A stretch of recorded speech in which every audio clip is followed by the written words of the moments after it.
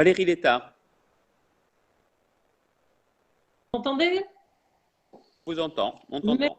Monsieur le Président, mes chers collègues, au nom du groupe politique UDI Union Centriste, nous souhaitons nous associer bien sûr à vos propos, Monsieur le Président, et vous assurer de tout notre soutien dans les mesures décidées pour notre région.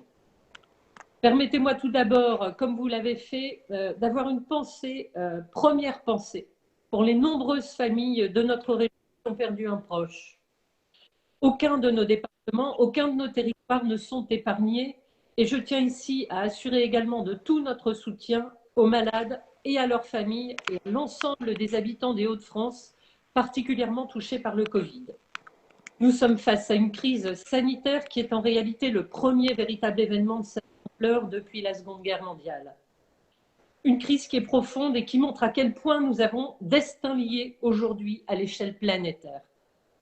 Soyons réalistes, cette crise va remettre en question beaucoup de nos certitudes et certains fondements de notre pacte social. Égalité devant le soin, égalité devant le travail, fragilité de pans complets de notre économie, souveraineté et indépendance économique nationale et européenne.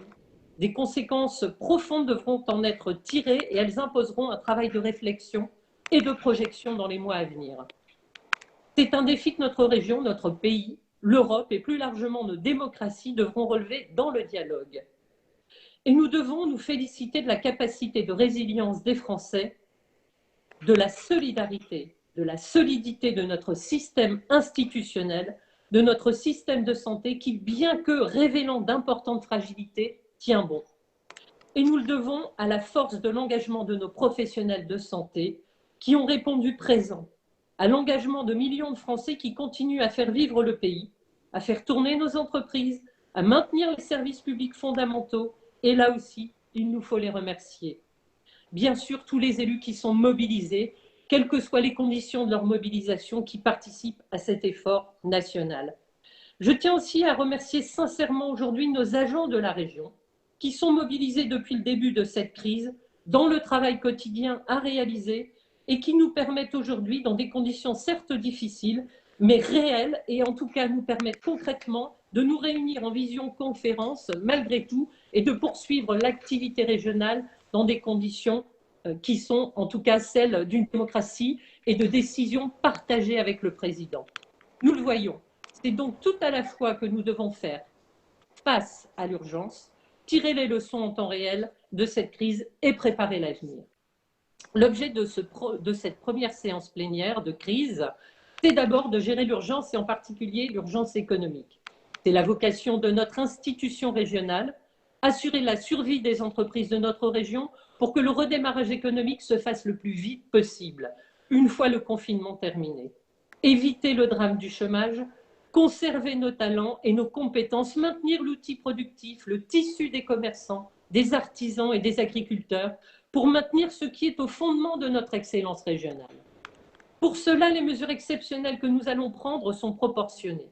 Elles imposent de la réactivité, d'où les mesures exceptionnelles en termes d'organisation de nos travaux, de l'unité, refuser la politique politicienne pour se concentrer sur l'action, de la justice, aucun territoire ne doit être oublié, et de l'efficacité, être flexible pour être capable d'ajuster le tir et de faire du sur-mesure. Réactivité, unité, justice, efficacité doivent être les maîtres mots de notre action régionale. Nous devons positionner la région en véritable chef de file en matière économique et coordinatrice des politiques économiques pour qu'aucune filière, aucun territoire, qu'il soit urbain ou rural, qu'aucun acteur régional ne se sente mis de côté. Elle doit être le pivot entre l'État, les banques, les assurances, les entreprises et les travailleurs. Ce travail doit encore se renforcer, notamment pour combler ce qu'on appelle les trous dans la raquette. Notre objectif doit rester de ne laisser personne, aucune entreprise, aucun indépendant, aucun agriculteur sans solution, en tout cas tout mettre en œuvre pour que cela puisse se réaliser. De même, la reprise du travail ne pourra pas se faire sans que les moyens de protection, masques, blouses, gel hydroalcoolique, soient largement mis à disposition de tous les professionnels. La mobilisation de nos acteurs régionaux pour participer à cet effort de production, nous devons le saluer. Nous savons que le président Bertrand s'y emploie depuis le début de la crise et qu'il souhaite assurer du soutien de l'ensemble des élus du groupe centriste. La question des tests à grande échelle se pose aussi. Je sais que c'est son souci à notre pays comme à notre région et je sais, Xavier, que tu t'y emploies. Capacité à produire tests et production serait une garantie idéale pour la reprise de l'activité pour nos salariés et nos employeurs dans les meilleures conditions, mais aussi les meilleurs délais. Aujourd'hui, 82% des dirigeants d'entreprises de notre région ont recours au chômage partiel. 69% de nos entreprises sont fermées et près de la moitié d'entre elles rencontrent déjà des problèmes de trésorerie. Alors, dans ce contexte, au nom des élus du groupe centriste, nous souhaitons que certains dispositifs de l'État soient amplifiés. Nous en avons déjà parlé et débattu. Nous demandons qu'une réflexion soit dès à présent engagée pour que les charges sociales et fiscales ne soient pas reportées mais annulées. Ce travail, il doit se faire très rapidement entre le gouvernement et le Parlement afin de déterminer les domaines d'activité, la durée de l'annulation de charges, comme les entreprises qui pourraient bénéficier de cet effort.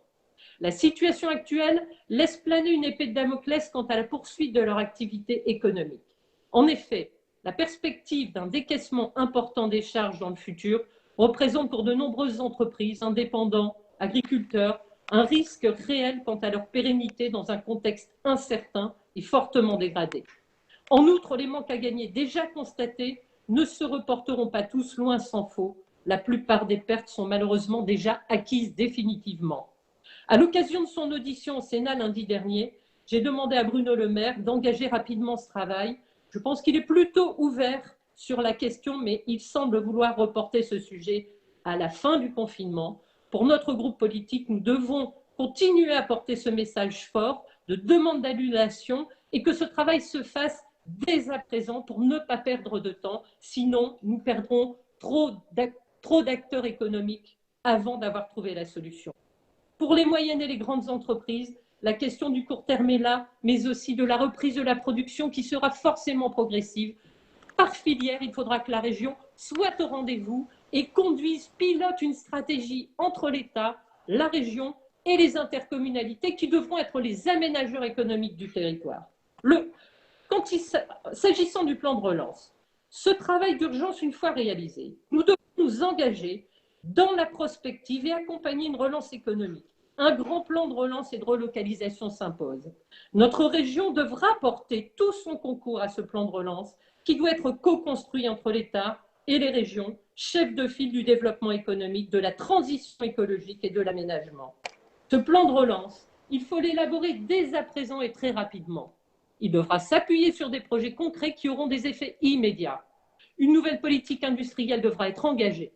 La crise actuelle a posé clairement la question de la résilience et de la sécurité de notre système productif, tout comme sa compatibilité avec le mode de développement plus durable que nous appelons de nos vœux et qui plus que jamais devra être pris en compte dans notre stratégie au même titre que l'innovation et la recherche.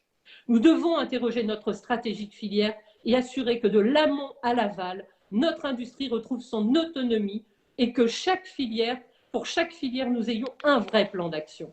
Un plan de relance accompagné de procédures allégées et disposant de moyens financiers massifs. Je pense qu'il y a un grand emprunt que nous pourrions mobiliser très rapidement afin d'accompagner une relance par l'investissement pour soutenir notre tissu économique et accompagner nos territoires. Cette réflexion, nous devons l'engager sans attendre pour être en capacité de relever les défis qui sont face à nous. En plus des mesures que l'Europe s'attache à mettre en œuvre face à la crise avec l'ensemble des États membres, les fonds structurels européens régionaux et la nouvelle maquette qui sera mise en œuvre dès 2021 devront évidemment être mobilisés au profit de cette politique et revisités à l'aune de cette nouvelle donne. De cette crise doit également déboucher une prise de conscience, celle de l'utilité impérieuse des collectivités locales, communes et intercommunalités, de la décentralisation, mais aussi du réseau des chambres consulaires. On l'a vu dans cette période de crise. Sous le chef de file de la région, nous avons besoin des intercommunalités, des chambres de commerce et des chambres de métiers. Il sera nécessaire de renforcer leurs moyens pour être au rendez-vous de la relance. Tels sont les éléments que nous souhaitons exprimer en ce début de séance. Les élus du groupe centriste sont et resteront mobilisés pour relever l'ensemble de ces défis, Monsieur le Président, à vos côtés et aux côtés de tous les habitants et de toutes les forces vives de la région. Je vous remercie. Christophe Coulon.